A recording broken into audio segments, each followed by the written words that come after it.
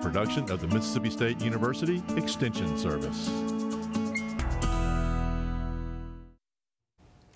Today on Farm Week, Tuesday's national election will change the way ag policy is written. A prestigious national qualifying rodeo event is held at the Mississippi Horse Park in Starkville. The first Mississippi BioBlitz exposes state's residents to the need for biodiversity. In southern gardening, plant these flowers and you can have warm season color all the way to frost. In the food factor, the bean, this great food, doesn't get the star treatment it deserves. In the markets, chicken production is forecast to increase as soybean prices are supported by a battle between export demand and crusher demand. In the feature segment, Greens and Gills, see how a business incubator in Chicago is encouraging agricultural entrepreneurs, and it's doing it indoors.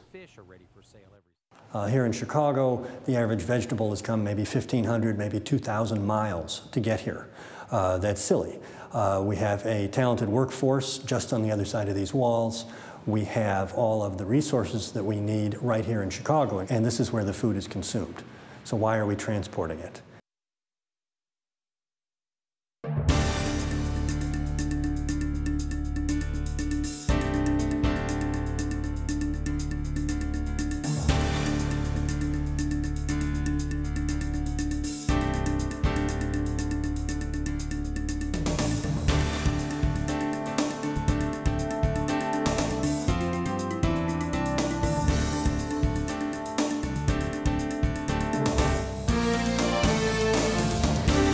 Good day, everyone. I'm Leighton Spann. And I'm Artis Ford. Welcome to Farm Week. It's an understatement to say the Republican majority in the U.S. Senate will result in changes. Leighton, the way agricultural policy will be made will certainly change. Experienced ag leaders will take control. Senator Thad Cochran's victory in Mississippi will put a friend of agriculture in a major leadership position. Cochran was elected to his 7th term. He will probably break Democrat John Stennis's record as the longest serving senator from Mississippi. Stennis served just over 41 years. With the Republican majority in the Senate, Cochran is in line to become the chairman of the powerful Senate Appropriations Committee. Cochran will continue probably to serve on the Senate Ag Committee, where he was the ranking Republican prior to the elections. The chairmanship of the Senate Ag Committee will pass from Michigan Democrat Debbie Stabenow to Republican Pat Roberts of Kansas. Roberts won a tough re-election race on Tuesday. Roberts brings a lot of ag legislative experience to the post. He served 3 terms on the Senate Agriculture Committee. Roberts has also served as chairman of the Agricultural Committee of the U.S. House of Representatives. Meanwhile, on the House side, Oklahoman Republican Frank Lucas will return as chairman of the Agriculture Committee. The Mississippi Horse Park in Starkville was the center of the barrel racing universe one weekend last month. It was obvious from all of the horse trailers crowded around the facility that something big was happening. The horse park hosted one of the 10 qualifying events in the U.S. for RFD TV's The American, a national rodeo taking place in early 2015 in Texas. Parts of the qualifier were broadcast on RFD TV and live streamed over the internet. This particular race, the competitors paid $500 to enter this, and we had 135 contestants from all across the country come. In fact, our furthest contestant came from California. This is the largest event that we've ever had as far as stall capacity. I have over 500 stalls set up on the grounds, and every one of them are sold. 2 competitors from Mississippi were among the 15 barrel racers that qualified to move on to the semifinals in advance of RFD TV's The American on March 1st. The same weekend, the horse park also hosted the Better Barrel Racing Eastern Regional Finals and the Horse Poor Barrel Races. The 3-day event began with cake for everyone as part of the celebration of the horse park's 15th anniversary. More than 130 students, teachers, and other visitors searched the grounds recently of the Mississippi Museum of Natural Sciences during the state's first BioBlitz. The participants inventoried the insects, birds, animals, and other organisms located at the museum. The goal was to teach them about the importance of biodiversity. Mississippi State University Extension Service and the museum staff taught participants how humans can impact biodiversity in positive and negative ways. Farm Week's Amy Taylor reports. Learning about the life and habitats of insects, trees, fish, turtles, amphibians, fungi, reptiles, and mammals gives us a better understanding of how our environment functions. At the Mississippi BioBlitz, MSU Extension Service Forestry Specialist Jason Gordon and Museum Research Coordinator Matt Roberts explained the role of biodiversity. Because we have the list, we have a count of the a representation of the biodiversity in the area, we have a better idea of how to manage our landscape and things to do with these different species in many different ways, from management to education. This gives an opportunity for residents to interact with the landscape, learn more about the environment and biodiversity and habitats where things live. So it gives people a real appreciation. And these inventories benefit us, knowing what we have living within Mississippi's borders is very important, because some of our most economically beneficial industries in Mississippi get their innovation from nature. And I'm talking healthcare, pharmaceuticals, I'm talking agriculture, I'm talking aerodynamics. A lot of our engineering takes its innovation from nature first. And so knowing the resources that we have in the state is absolutely crucial. Visitors at the BioBlitz got to search for fossils and walk through the Mississippi Museum of Natural Science. On the nature walks, scientists discuss various living species like trees, plants, insects, and other topics in biodiversity. From Jackson, Mississippi, I'm Amy Taylor reporting. Just about everyone can look in their kitchen and find a few cans of beans. But did you know beans are a versatile food packed with vitamins and minerals? In this week's episode of The Food Factor, Natasha Haynes of the Mississippi State University Extension Service looks at a pantry staple and a nutrition star.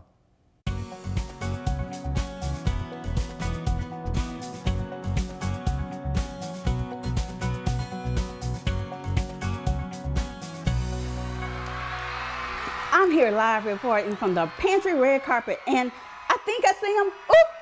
It's the beans. The beans are here.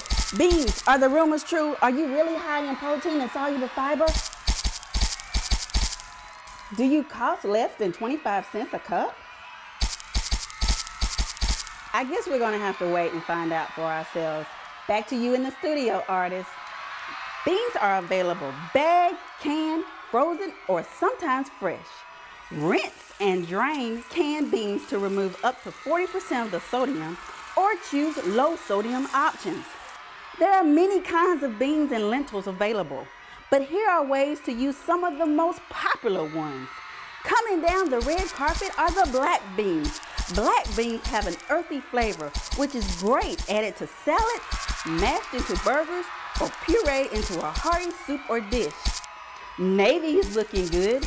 Navy beans earned their name for their role as the staple in the diets of the U.S. Navy. They are perfect in chili, soup, or stew. And next are the garbanzo brothers, also known as the chickpeas. Chickpeas are one of the most common legumes in the world. Enjoy the versatility of chickpeas in a creamy hummus, or warm falafel, and vegetable-rich salads. When cooking beans, fix more than you need, because they can be refrigerated for at least 4 days and frozen for up to 1 year without loss of quality. We have confirmed the rumors. Beans are a good source of vitamins and minerals. It's time to make healthy food a factor in your life. Well, it may be fall, but some summer flowers still have a lot to offer. In this week's Southern Gardening segment, Extension horticulturist Dr. Gary Bachman shows us some summer plants which can provide color right up to first frost.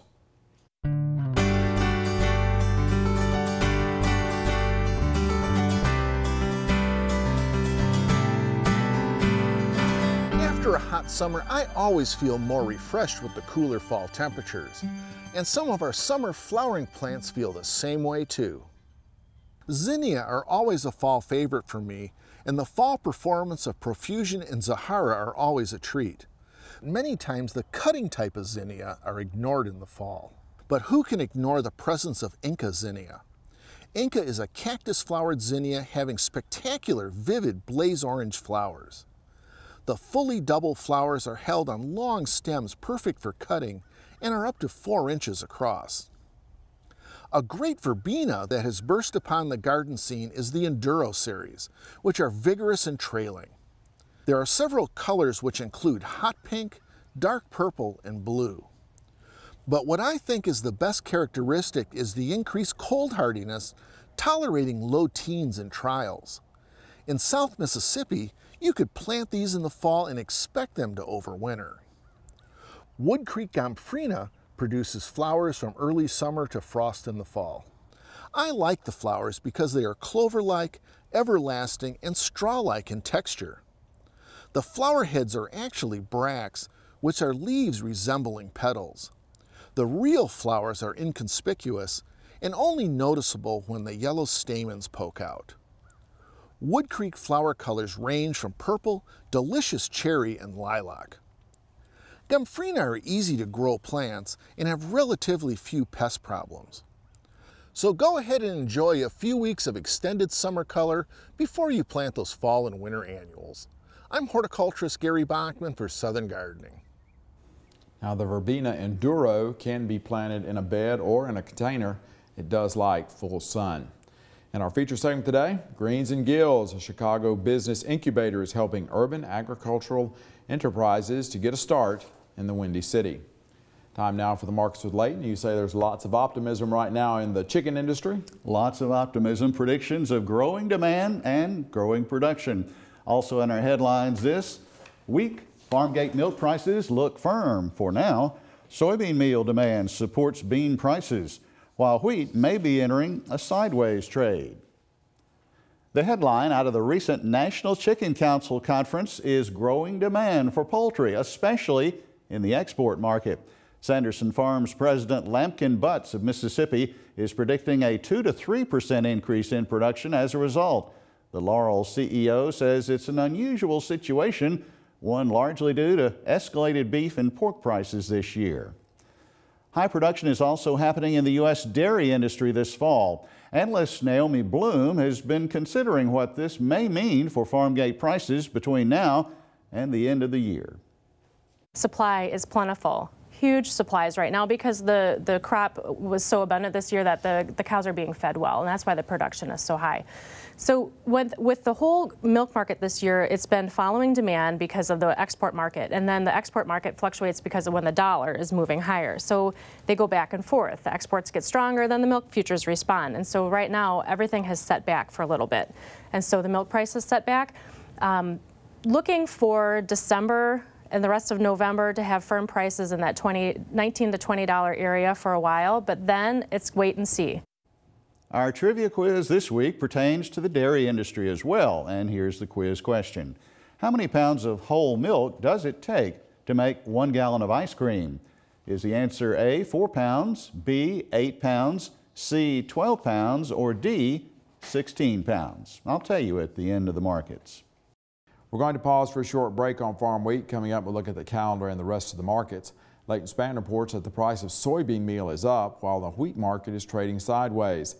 In the feature segment today, Greens and Gills, see how urban agriculture is going indoors to get started in Chicago.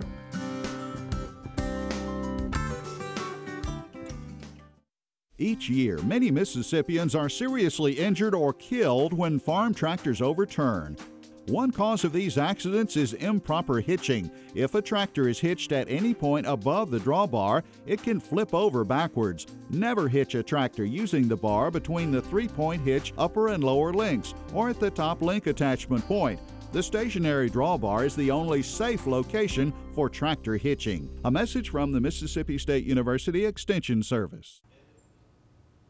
Before we get back to the markets, let's look at the Farm Week calendar. The Southeast Kiko Goat Association is holding a field day and sale on Friday and Saturday, November 14th and 15th. The location is the Forest County Multipurpose Center on Sullivan Road in Hattiesburg. There's no admission fee. The Friday agenda will be dominated by goat production demonstrations, parasite management, reproduction management, and similar topics. A goat meat dinner will be served Friday evening. Saturday morning, there will be more educational presentations followed by the breeding stock sale, which starts at noon. Now here's a real bargain. The South's best row crop short course for free. The Mississippi State University row crop short course takes place December 1st through 3rd on campus in Starkville. Registration is free. If you register by Wednesday, November 26th, it's $40 after that date. That includes 5 meals. Go to our Farm Week website at farmweek.msucares.com for information on these and other events. Now check out this week's Farm Week Snapshot.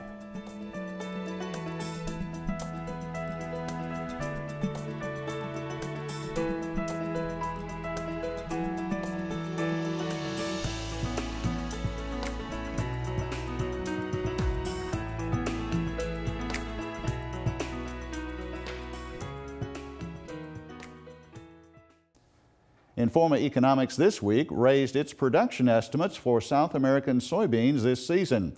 That threw a little pressure on the bean market. Analyst Darren Newsom says the biggest price advance in this pit is coming from soybean meal. The old crop 13-14 ending stocks was only 92 million bushels. First time that I've ever seen it go below 100 million bushels. I think you can go back into the 70s and it did, but since basically the modern markets, hasn't ever happened. We're in a very tight situation. So the longer harvest takes, the longer it takes to rebuild those supplies to meet the demand. And we're still exporting a great number of beans. And so if we're choosing to export rather than crush, soybean meal gets tight, demand stays strong, the meal goes up, soybeans follow. Turning to wheat, it may be a sideways market shaping up near term in this sector. I talked to Extension Ag economist Brian Williams late Thursday morning. Brian, October was more positive for wheat prices, wasn't it? They have. Over the month of October, we saw wheat prices come up about 50 cents a bushel. But yet we still have a large global crop out there. Yes, we do. Looking at some of the numbers, there's an expectation that the USDA in next week's supply and demand report that they're going to bump up production numbers. There's some concern with some dry conditions in some of the bigger producers across the globe, but so far it hasn't thrown up any big red flags yet. Well, right now winter wheat planting is underway, and there seems to be an expectation there will be a larger crop of winter wheat. There's a potential there. Looking at the competing crops, corn and soybeans, the prices are down for those crops. And then when you combine that with lower production costs for wheat, it makes it a little bit more appealing. So what about price activity? What do we expect here between now and the first of the year? Well, I think the upside to wheat is limited. It probably is going to stay fairly consistent.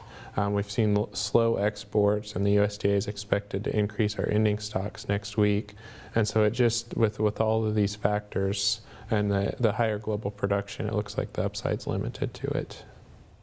Before our feature story, let's check the trivia answer for this week, and the correct choice is C. It takes 12 pounds of whole milk to make 1 gallon of ice cream. Our feature story today is about entrepreneurs and innovative agriculture. For most people, when you mention indoor farming, they think of greenhouses or high tunnels. In Chicago, The Plant is an urban agriculture business incubator that's been started at an old building. Market Market's David Miller says these ag enterprises take place totally indoors.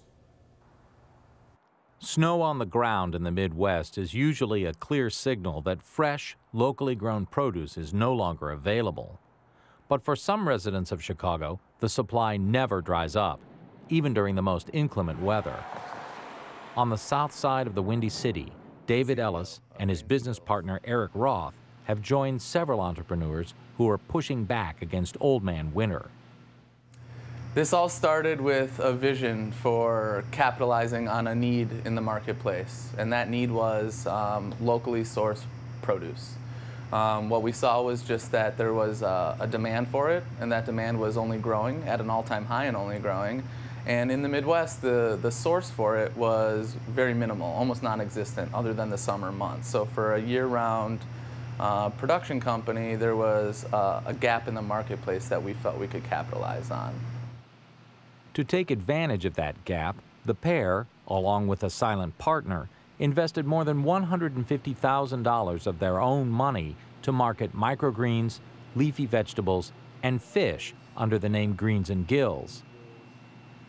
Their secret weapon against bad weather stopping food production is aquaponics, a closed-loop system that uses water cycled between fish tanks and plant beds. By being located in Chicago, orders for fresh greens can be filled in as little as a few hours, while the fish are ready for sale every 6 weeks.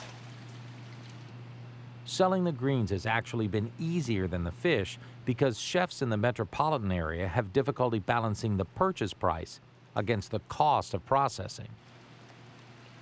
Greens and Gills is the first licensed aquaponics farm in the city of Chicago and just celebrated its first anniversary in January. But long before the first pipes were connected, Ellis poured 2 years into research and development. The pair credits some of their success to a distinct division of labor. Roth handles nearly all of the production, while Ellis oversees the marketing.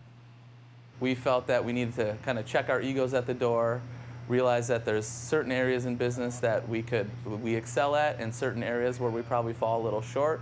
And the idea, and I think it's important for any business, is to recognize those and bring in the team that can really hit on all of those areas. Yeah, see you tomorrow. The produce from Greens and Gills' vertical fields are marketed through a food distributor as well as directly to upscale restaurants located in Chicago's downtown business loop. Chefs sometimes can be hard to get in touch with, but it's on me to just cold call them. My opening line is, I'm David Ellis, I co-own and operate an indoor urban farm right here in Chicago. They're usually pretty receptive to at least see what I have and do a tasting and talk from there. The chefs at Sienna Tavern were one of Greens and Gills' first customers. Texture, flavor, appearance, everything, start to finish, is phenomenal. They love to experiment and do new things, you know, so every now and then Dave will come around, and it's just that, one-on-one interaction with the farmer that goes that much further. Greens and Gills is located in an unlikely place, the basement of a remodeled meatpacking plant. There are 7 entrepreneurs like Ellis taking advantage of this green business incubator located on the south side of Chicago called The Plant. Here in Chicago, the average vegetable has come maybe 1,500, maybe 2,000 miles to get here. That's silly. We have a talented workforce just on the other side of these walls. We have all of the resources that we need right here in Chicago, and this is where the food is consumed. So why are we transporting it? So the plant exists to figure out new ways to not only grow food in a city, but also how to process it in an efficient way. The Plant is John Adel's second business incubator. A former television art director, Adel has devoted more than a decade to helping innovative entrepreneurs get their start. Adel's grand plan is to have the tenants create products, process the waste from those products, or provide power for the building in a closed energy loop. The concept of growing locally sourced food appealed to urban canopy owner Alex Poltorak. The young entrepreneur began volunteering at the plant nearly 4 years ago and decided the innovative incubator would be a good place to start a business. After investing $100 in some wheatgrass seeds, Poltorak began selling product out of his home to area juice bars. In 2011, he brought his new business to the basement of the plant and eventually moved upstairs to a 700-square-foot vertical farming space. We call it a for-purpose business. So in the eyes of the IRS, it's still very much a for-profit business that they tax. But at the same time, the way we measure ourselves and what we try to do as a business is very much socially oriented. There's a purpose of how do we feed people, how do we create those economic benefits to the community, and how do we improve community wealth and health and stuff like that. So that's the purpose of the business. Poltorak handles all of the production, and 4 full-time employees take care of distribution. He continues to sell wheatgrass to juice bars, while the rest of the products are sold to members of his community-supported agriculture project and a few restaurants. Poltorak says Urban Canopy is making money, but the profits are plowed back into the operation. When I take a step back, I really love it. On a day-to-day, it's still very hard. Poltorak and Ellis plan to stay at the plant indefinitely to supply fresh, locally produced food to Chicago consumers year-round. But there is still plenty of space for a few more small businesses to pull themselves up by their bootstraps and help Adel get one step closer to his dream. For Market to Market, I'm David Miller. And you can watch this story on Greens and Gills and The Plant on our Farmweek website, Facebook page, or YouTube. You can also see the video and the script at Market to Market's Iowa Public Television website. Our website address, farmweek.msucares.com. We're also available at twitter.com/farmweek. And Leighton, one of the things that I'm curious though is about the money stream on these places, because when you move indoors, the amount of effort and labor goes up a lot. And so, and even like in terms of the closed loop fish raising, I've heard that nobody's ever had one of those make money yet. So I'd be curious to know actually what is the how they're making it work. How they are making it work. But it's definitely you have to produce high value products, which some of these restaurants want. Well, we are at the end of Farm Week for this week. On our next show, you'll return to the Dixie National Sale of Junior Champs for 2014. It was a record-breaking year for the event that is the pinnacle of the junior livestock show circuit in Mississippi. In the food factor, Natasha Haynes will have some smart snacking ideas for your upcoming holiday travels. In Southern Gardening, sunflowers, Gary Bachman will have 3 varieties to try. They're not just yellow anymore. For the rest of the Farm Week crew, I'm Artis Ford. And I'm Leighton Spann. Thanks for watching. We'll see you next week.